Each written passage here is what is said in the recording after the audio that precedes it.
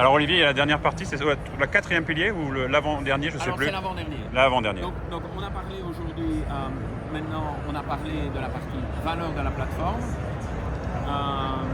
On a parlé aussi de la santé de la plateforme et la partie support.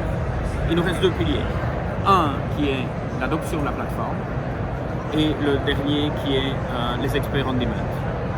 Parfait. L'adoption, ça va être en gros, tiens, là j'ai mon service no sur l'ITSM, ça tout le monde l'a adopté, mais maintenant il faut que j'y aille sur d'autres terrains, les RH, le HOT, c'est dur là, il va falloir convaincre et accompagner les gens dans l'adoption et le changement. Alors c'est ça l'adoption? C'est ça et pas ça. Donc ce que nos clients disent, c'est que j'ai acheté ITSM, mais je ne suis pas sûr d'utiliser toutes les fonctionnalités qui sont disponibles dans ITSM. Et comme c'est packagé, je paye un prix global pour tout dans le package. Et je voudrais avoir une conversation sur de quoi je dispose et qu'est-ce que je n'utilise pas encore. Et c'est exactement ça. Et ce qu'on essaie de faire, c'est bien mettre en confiance nos clients et créer cette connaissance sur les éléments qu'ils ont et qu'ils n'utilisent pas encore. Et c'est ce qu'on appelle la Capability Map, qui est aussi dans la plateforme Impact. Alors je vais faire un petit clin d'œil à Sylvain, je ne donnerai pas son nom pour la confidentialité, mais Sylvain, c'était sa question en début d'année, c'est Nico, ça me coûte cher ServiceNow, regarde tout ce qu'il y a dans cette suite, j'ai pas besoin de tout ça, ou comment je fais pour utiliser tout ce que j'utilise pas aujourd'hui, parce que après tout, si je paye des licences, c'est pour optimiser et utiliser tout ce qu'on me propose. Voilà. Donc ça répond à cette question. Exactement. Et donc ce qu'on voit, c'est que dans la plateforme Impact, ce que l'on va faire, c'est qu'on va analyser les licences que nos clients ont achetées et on va mettre en évidence ici l'ensemble des capacités, des fonctionnalités dont ils disposent. Et le plateforme architecte, avec le client, ils vont faire une revue de tous ces éléments-là et on va décider si c'est planning, implementing, in use, not in use, not intent to use. Ah, il y a plusieurs codes couleurs, c'est ça. Il y a Exactement. Attends, je vais faire Parce que oui, tu peux l'avoir implémenté, mais c'est pas utilisé, c'est ça? Exactement.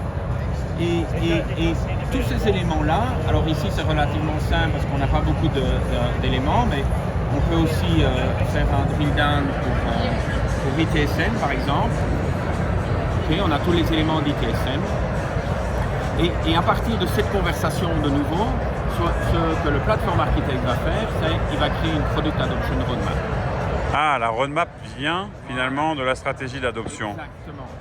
Et on adopte des roadmaps en plusieurs phases, c'est crawl, walk, run and fly. Donc en français, je rampe, je marche, je cours et je vole. Voilà, exactement. Et donc on va travailler avec les clients pour construire cette adoption roadmap que l'on va aligner après avec leur propre roadmap.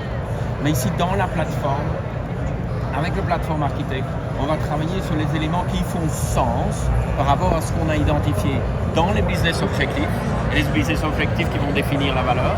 Donc si on se dit on doit réduire le nombre d'incidents, peut-être qu'on a un problème sur knowledge, peut-être que knowledge n'est pas utilisé, peut-être qu'un request fulfillment n'est pas utilisé correctement, il y a beaucoup trop d'incidents qui sont request fulfillment, peut-être que ce serait intéressant d'avoir un chatbot. On va utiliser cette product roadmap,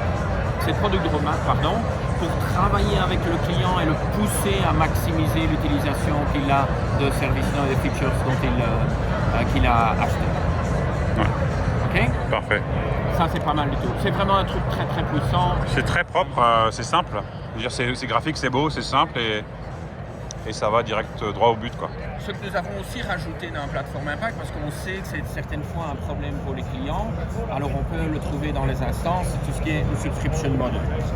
Donc ici, on met en visibilité l'ensemble des licences dont le client a acheté pour ServiceNow. Et comme ça, c'est de nouveau Impact. Ici, ce produit-là, c'est le single pane of glass pour nos clients de savoir exactement ce qui se passe sur la plateforme. Donc là, on voit finalement le produit. Alors, c'est dans le cas où un client aurait plusieurs instances, c'est ça? Ou quand tu vois ici donc ou c'est l'instance de prod, dev, test, c'est ça? Donc on peut choisir les instances qui sont utilisées et on peut savoir ce qu'il y a. Parce qu'on a des clients qui ont plusieurs instances de production, par exemple. La date d'achat, le type de modèle de licence et quand est-ce qu'on a le pilotage complet de notre engagement de licence. Voilà, ouais. Exactement. Et ce que je n'ai pas indiqué, c'est qu'on pourrait très bien avoir des production roadmap pour plusieurs instances. Imaginons qu'on a un client avec une instance HR pour des raisons de confidentialité et une instance IT. Okay, on peut faire deux product roadmap, une pour HR, une pour IT. Tiens, d'ailleurs, ça, c'est des questions, mais peut-être qui ne sont pas couvertes par Impact. Mais si, sur ton Professional Services, beaucoup. Est-ce que je prends une instance? Est-ce que je suis multi-instance en fonction de mes business units? Ça revient souvent, ça. Alors ça, c'est une très bonne question et c'est un bon segue pour le 4e pilier qui est les experts on demand. Ok. Et on va en parler juste après. Où je veux créer mon centre d'excellence, comment je m'y prends? Exactement. Parfait. Ok.